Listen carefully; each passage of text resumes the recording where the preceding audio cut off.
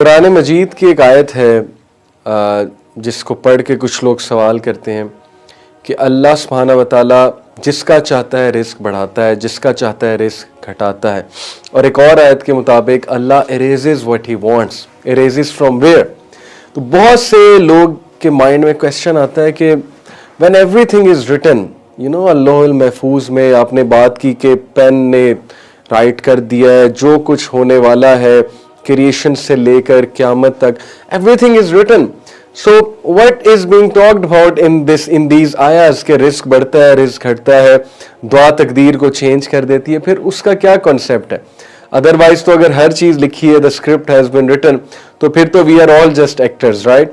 फिर उसका क्या कसूर कि वो जहन्नम में जा रहा है, उसका क्या कसूर कि वो फासिक है, उसका क्या कसूर कि वो गुनाह कर रहा है, फिर चोरी करने वाले का क्या कसूर है, राइट? फिर तो डिबेट इस तरफ चली जाती है। So the first question is कि ये जो आयात है इसमें is Allah talking about a लौहुल महफूज और something else? What do you think? So let me answer you कि ये जो भी आयाज आपके माइंड में आती हैं, जिन आयाज का मुतालिया करते हैं, इनसे क्या मुराद है, इनमें किस चीज़ की बात हो रही है? देखें, इब्न अब्बास रज़ियल्लाहु अन्हु की हदीस है और वो हदीस मैंने जैसे आपसे पहले भी डिस्कस की पिछले एपिसोड में कि अल्लाह के नबी सल्लल्लाहु अलैहि वसल्लम ने उन्हें कहा कि जान ले कि the pens have been lifted and the pages have dried. So it means there are multiple pens, not just one pen, there are multiple pens, but the great pen which has written actually, in Allah al-Mahfuz, the master tablet, everything, that is a separate topic. Right now we'll discuss कि कितने pens हैं और वो क्या क्या लिखते हैं, right? So हदीस का अगर हम मुतालिया करें तो हमें पता लगता है कि there are different types of writing. जो राइटिंग है वो डिफरेंट टाइप है। अल्लाह अल-महफूज के अलावा भी राइटिंग्स है। सबसे जो इंपॉर्टेंट राइटिंग है that is on the night of decree, that is Lailatul क़द्र। लैलतुल क़द्र में क्या होता है? कितनी फेमस हदीस है कि अल्लाह सुब्हानहू व तआला ही rights the decree for the next year, कि उस साल से लेके जो अगला साल आने वाला है उसमें इस शख्स को क्या मिलेगा और उसमें इस शख्स की कौन सी दुआ कबूल होगी और इसको अल्लाह सुब्हानहू व तआला ने क्या क्या देना। इसीलिए that is a great night. और कैन यू बिलीव इट कि अल्लाह सुब्हानहू व तआला ने जो नेक्स्ट ईयर लिखना है वो लैलतुल क़द्र की रात लिखना है कि नेक्स्ट ईयर इसे क्या मिलेगा। तो अल्लाह सुब्हानहू व तआला ने वो नाइट ही ऐसी चूज की है जब इवन वो लोग जो कभी मस्जिद में नहीं आते वो भी मस्जिद में आए होते हैं। तो ये अल्लाह सुब्हानहू व तआला की मर्सी है कि नाइट ही वो चूज की कि हर बंदा आया होता है ऑलमोस्ट। बड़े कम लोग हैं जो लैलतुल क़द्र को मिस करते हैं, यानी यूजुअली 27वीं की रात जो है अज्यूम की जाती है, तो उस रात हर बंदा मस्जिद में मौजूद होता है ऑलमोस्ट। तो look at the mercy of Allah कि अल्लाह ने हमारी जो तकदीर लिखनी है अगले साल की वो उस रात को लिखनी है और वो रात लोग इबादत करते हैं, तौबा करते हैं, तो ऐन मुमकिन है कि उनको बेस्ट मिले। तो प्रॉफिट सल्लल्लाहु अलैहि वसल्लम ने देखे मेंशन किया hearing the ringing of the pens and the unraveling of the pages on the night of Laylatul Qadr, which Prophet sallam heard, okay, because उनको बहुत सी चीजें जो है वो नजर आती थी, सुनाई देती थी। So he mentioned it all. It means that the angels are writing, and what they are writing, अगले साल को इसको कितना रिस्क मिलेगा, अगले साल इसकी कौन सी चीज बढ़ेगी, कौन सी चीज घटेगी। और इब्न अब्बास रज़ियल्लाहु अन्हु तो यहां तक कहते थे कि everything that's going to happen next year is written down on the night of लैलतुल क़द्र। यानी यहां तक इब्न अब्बास ने कहा the names of the people doing हज, जिन लोगों ने हज करना है नेक्स्ट ईयर, उनका नाम लिखा जाता है लैलतुल क़द्र की रात को। इसीलिए मुजाहिद रहीमहुल्लाह, द ग्रेट स्टूडेंट ऑफ इब्न अब्बास रज़ियल्लाहु अन्हु, who is a great mufassir of the Quran, Mujahid रहीमहुल्लाह used to make a special दुआ on the night of Lailatul क़द्र, हज के हवाले से, क्योंकि उन्हें पता था कि लैलतुल क़द्र को डिक्री की जाएगी, pens will write. Okay, so this is one type of writing which we come to know. So imagine what great motivation we get. Lailatul क़द्र वाली रात अल्लाह से अपनी बातें मनवाएं, क्योंकि पेन्स लिख रहे हैं, ओके, आपकी अगले साल की तकदीर लिखी जा रही है। अब बार बार वो क्वेश्चन आ रहा होगा कि नहीं, लोहे महफूज में जब हर कुछ लिखा गया तो ये क्या लिखा जा रहा है? सो इसकी हम बात इंशाल्लाह एंड में करेंगे। अभी आप बस ये सुनते जाए कि क्या क्या चीज जो है वो लिखी जाती है और कौन कौन सा पेन क्या लिखता है। ओके, सो देन प्रॉफिट सल्लल्लाहु अलैहि वसल्लम mention to us the angel who comes in our mothers womb when we are just 4 months, right? हमने ये सुनी है, बड़ी फेमस हदीस है कि जब इंसान 4 महीने का होता है अपनी माँ के पेट में, तो एक स्पेशल एंजल आता है और वो आकर उस बच्चे की सारी तकदीर जो है वो लिखता है कि इस बच्चे के साथ क्या होगा. He writes down certain things like he writes down the things which Allah has decreed like our lifespan, इसकी उम्र कितनी होगी, इसकी डेट ऑफ डेथ क्या होगी. और कैन यू इमेजिन कि अभी वो पैदा नहीं हुआ और उसकी डेट ऑफ डेथ पहले से डिसाइड हो जाती. एंजल जो आया उसने लिख दी कि इसकी डेट ऑफ डेथ ये है. जो एंजल को बताया गया कि ये लिख दो, तो एंजल को जो बताया गया उसके मुताबिक एंजल ने लिख दी. जो एंजल को बताया गया उसी के मुताबिक एंजल ने लिख दिया कि इसको इतना रिस्क मिलेगा. जो एंजल को बताया गया उसी के मुताबिक एंजल ये भी लिख देता है कि क्या ये एक हैप्पी कंटेंट बिलीवर होगा या एक डिप्राइव्ड पर्सन होगा. सुभान अल्लाह. यानी यहां तक एंजल लिख देता है कि या तो ये बंदा दूर होगा अल्लाह से और इस दूरी की वजह से डिप्राइव्ड होगा, ब्लेसिंग से डिप्राइव्ड होगा और इसकी जिंदगी बहुत कठिन होगी, या ये बंदा अल्लाह के करीब होगा, नेक होगा और ये कंटेंट बंदा होगा, ये हैप्पी बंदा होगा. इस पॉइंट को मैं मजीद एक्सप्लेन करूंगा but it's very scary. Okay, so this is written. तो ये राइटिंग भी हमें बताई गई है. लैलतुल क़द्र की राइटिंग भी बताई गई है जब अगले साल हर चीज डिसाइड की जाती है. और ये राइटिंग भी बताई गई है जब एंजल मदर के वूम में आकर वो 4 महीने के बच्चे की सारी जो चीजें जो होने वाली हैं वो लिख छोड़ता है. देन अल्लाह मैसेंजर सल्लल्लाहु अलैहि वसल्लम ही mention that every single day Allah is bringing about a matter he is writing. You know, Surah Ar-Rahman की जो आयत है कि Allah is busy, Allah subhanahu wa ta'ala is bringing about a matter daily. Okay, kulla yawmin huwa fi sha'n. So this is the translation of this verse is कि अल्लाह busy हैं, रोजाना अल्लाह ताला कुछ कर रहे हैं. Okay, he is never resting. So again this refers to the writing and you know then by listening to everything कि हर चीज ही जब लिखी जा रही है, हमको इतना कंट्रोल किया जा रहा है लिख के, then what's the point of making dua or doing everything? Everything is been written down, you know, everything is decided anyway. So why should I offer salah? Why should I offer, you know, why should I make dua? जब फरिश्ते ने मैं 4 महीने का था तभी लिख दिया कि बंदा रेचर्ड होगा, कि हैप्पी होगा, कि कंटेंट होगा. So what's the point? So Prophet सल्लल्लाहु अलैहि वसल्लम ने इसका ये जवाब दिया कि दुआ तकदीर को चेंज कर देती है. राइट अब जो एंजल ने लिखा है वो तो उस बेसिस पे लिखा है ना जो अल्लाह को नॉलेज है और अल्लाह को सबके बारे में नॉलेज है. अल्लाह को पता था फिरौन जो है ये खबासत की तरफ जाएगा और डेफिनेटली ये बनी इसराइल को टॉर्चर करेगा because he is God. God को सब पता है, गॉड ने सब देखा हुआ है. गॉड स्पेस और टाइम से बरी है. अल्लाह के सामने पास्ट प्रेजेंट फ्यूचर कुछ भी नहीं है. अल्लाह को सब पता है. अल्लाह ने everything he has seen. But you know dua can change takdeer and dua can change what? Okay, dua can change उसका रिस्क. ये जो आयत है हम रिस्क बढ़ाते हैं, हम रिस्क घटाते हैं. तो डेली का डेली जब लिखा जा रहा है तो जाहिर है जब एक बंदा नेक अमल करेगा कितनी मोटिवेशन है. आप सोचेंगे फ्री विल है कि नहीं है कि डेली का डेली लिखा जा रहा है. लैलतुल क़द्र की रात जो है वो अगला साल लिखा जाना है. उसमें आप अल्लाह से बहुत सी बातें मनवा सकते हैं अल्लाह को बैक करके.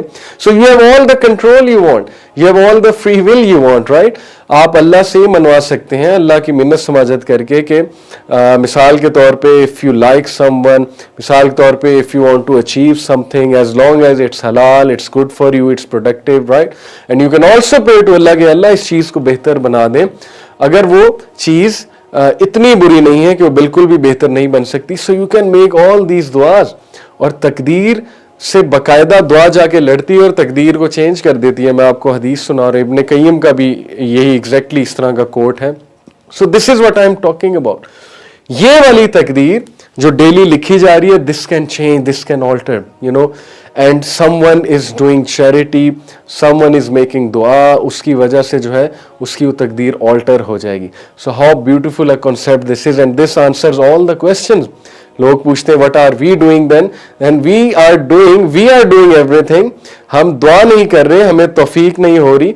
But one thing is to be sure, that which can not change is that what's written in अल्लाहुल महफूज. ये वाली तकदीर तो चेंज हो जाएगी जो फरिश्ते लिख रहे हैं. मिसाल के तौर पे किसी फरिश्ते ने ज़ाहिर फरिश्ते ने लिखा 4 मंथ का जो बच्चा था उसकी डेट ऑफ डेथ लिख दी कि लेट से इसकी डेट ऑफ डेथ है 1 मार्च 2019. अब उसके रिश्तेदार दुआएं करते हैं, या वो बंदा बहुत दुआ करता है, या वो बंदा नेक आमाल करता है, ओके, लेट्स से 10 साल पहले 2009 में अचानक से वो गुड डीड्स करना शुरू कर देता है, रिश्तेदारों के साथ सिला रहमी दिखाता है, चैरिटी करता है, all these deeds extend the life span of a person हदीस के मुताबिक, तो उसकी जो उम्र है वो बढ़ जाती है। अब उसकी उम्र जो बढ़ रही है, इंटरेस्टिंगली फरिश्ता आके दोबारा उसकी उम्र जो लिखता है, ये सब अल्लाहुल महफूज में लिखा हुआ है, बिकॉज अल्लाहुल महफूज is the master tablet. How interesting. Master tablet में उसकी प्रीवियस डेट ऑफ डेथ भी लिखी हुई है, उसके आगे ये भी लिखा हुआ है कि इसके बाद ये नेक अमाल करेगा, दुआ करेगा, इसकी डेट ऑफ डेथ चेंज हो जाएगी और नई डेट ऑफ डेथ ये होगी। So everything is written there. Such is the greatness of Allah. Such is the knowledge of Allah. अल्लाह को ये भी पता है कि ये बंदा कब दुआ करेगा और इसकी तकदीर कैसे चेंज होगी। So this clears a lot of doubts. Okay, but you have to understand कि लोहल महफूज जो मास्टर टैबलेट है उसकी चीजें चेंज नहीं होती। Okay, I have given you the example कि डेट ऑफ डेथ जैसे चेंज होगी। सो लोहल महफूज विल आल्सो हैव दिस कि ये बंदा नेक अमाल करेगा, ये बंदा इस वक्त दुआ करेगा, उस दुआ की वजह से डेस्टिनी ऑल्टर होगी, वो सब कुछ रिकॉर्डेड है लोहल महफूज में, because that is the primary, the master record. तो मास्टर रिकॉर्ड से चीजें नहीं हिलने वाली, लेकिन जो डेली के मैटर्स है जो लिखे जा रहे हैं ये चेंज हो सकते हैं, डेफिनेटली हो सकते हैं नेक अमाल से और दुआ से। सो इट्स जस्ट लाइक कि एक बंदा बीमार है डेथ बेड पे और वो मेडिसिन लेता है, उसकी लाइफ कुछ एक्सटेंड हो जाती होगी साइंटिफिकली। सो दुआ is your spiritual medicine, you need दुआ, but one thing we need to be sure, Umar bin al-Khattab, the great companion of Rasulullah, the second caliph, what he said that, "Oh Allah, if you have written me amongst the fortunate ones, then confirm that. And if you have written me amongst the deprived ones, then erase that." Subhanallah.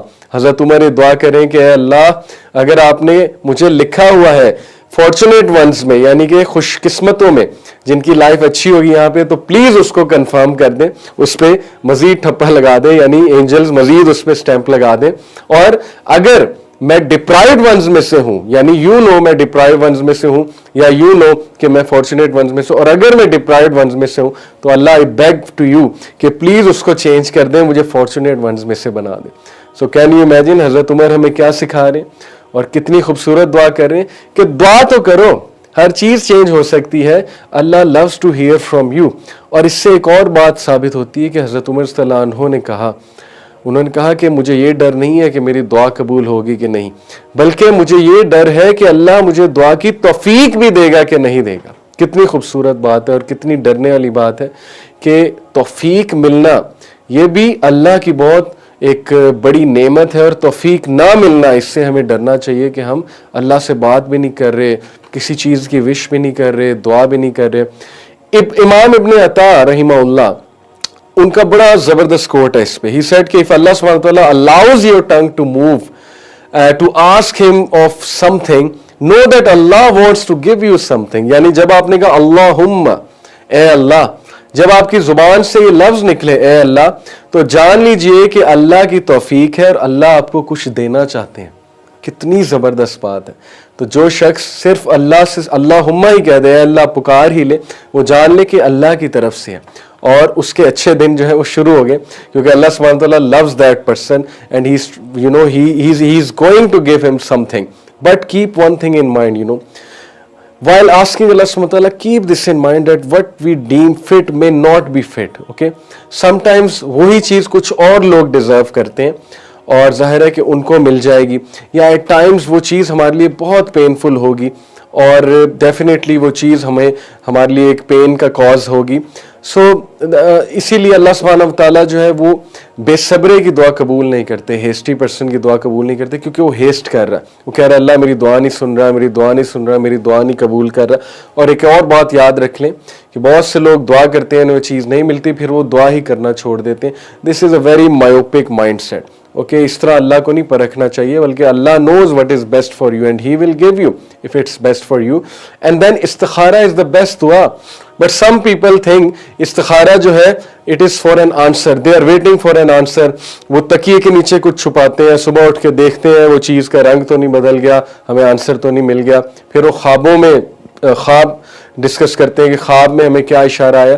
तो हदीस से ना ख्वाब का साबित है, ना तकिए के नीचे को छुपाने से, ना कोई कलर देखना ख्वाब में साबित है, बल्कि इस्तिखारा actually is not for an answer. इस्तिखारा इज बेसिकली व्हाट? इस्तिखारा is seeking the advice of Allah सुब्हानहू। इस अल्लाह से मशवरा करना इस्तिखारा कहलाता है। किस काम के लिए? एक स्टेप जो आप लेने जा रहे हैं और उस स्टेप में बरकत डालने के लिए, उसको आसान बनाने के लिए इस्तिखारा किया जाता है और स्टेप्स लिए जाते हैं। और अगर वो चीज़ आपके लिए अच्छी नहीं है तो आपको नजर आ जाएगा वो चीज़ आपके लिए मुश्किल से मुश्किल होती जाएगी और आपका दिल भी उसके लिए माइल नहीं होगा। तो एक तो इस्तिखारा होता है, दूसरा इस्तिशारा होता है। इस्तिशारा से क्या मुराद है? शूरा से डिराइव्ड हुआ है कि लोगों से मशावरत करना। ओके, तो लोगों से भी मशावरत करनी है, अच्छे लोगों से, बट अल्टीमेटली अल्लाह सुब्हानहू व तआला से मशावरत करनी है, राइट? तो दैट इज इस्तिखारा। और एक बड़ा फनी वाक़या है कि शेख उमर सलमान सुनाते हैं कि उनके पास एक लड़का आया, a boy came to him and he said कि शेख I don't want to do इस्तिखारा because the girl I like, मुझे डर है कि इस्तिखारे की वजह से कहीं अल्लाह ताला उसे मेरे से दूर ना कर दे। क्योंकि इस्तिखारे में जो अल्फाज हैं दुआ के वो ये है ना कि अगर ये चीज़ मेरे लिए ठीक नहीं है तो अल्लाह मुझे इससे दूर कर दे, इससे मुझसे दूर कर दे और इससे बेहतर मुझे दे दे। तो उसने कहा कि मैं डर के इस्तिखारा नहीं करता क्योंकि मुझे अल्फाज कहते हुए डर लगता है। तो शेख उमर सलमान हंसे और उन्होंने कहा कि बात असल में ये है कि तुम ये दुआ फुल कॉन्फिडेंस के साथ करो, अल्लाह पे ट्रस्ट करते हुए करो। और you know it's better to cry for a day than to cry for a lifetime. कहीं ऐसा ना हो कि वहाँ तुम्हारी शादी हो जाती है और कल को तुम्हें बहुत बड़े बड़े मसाइल आते हैं। So Allah knows and you don't even know. Allah knows best, he has already planned for you best, but he loves to hear from you. He already has planned कि मैंने इसे ये देना है, but he loves to hear from you. He loves to, you know, hear you making dua, hear you asking out for help, because you know Allah loves those who talk to him. Allah is the king who likes to give, okay, and he is the greatest of kings, and his treasures have no limitations whatsoever, उसके ख़जानों में कमी नहीं है। लेकिन असल बात यह है कि अल्लाह हमें तौफीक भी देता है कि नहीं देता है दुआ की। तो अल्लाह ताला से दुआ है कि अल्लाह हमें दुआ की तौफीक दे, और अल्लाह से ये भी दुआ है कि अल्लाह ताला अगर हमें अल्लाह ने हमारी फेवर में कुछ लिखा है उसको कंफर्म कर दे, और अगर अल्लाह न करे अल्लाह ने हमें उनमें से लिखा है जो इस दुनिया में अनफॉर्चुनेट वंस हैं तो अल्लाह उसको बदल दे और अल्लाह हमें फेवरेबल में से बना दे, हम सबको फेवरेबल लोगों में जो है वो शरीक कर ले। आमीन सुम्मा आमीन।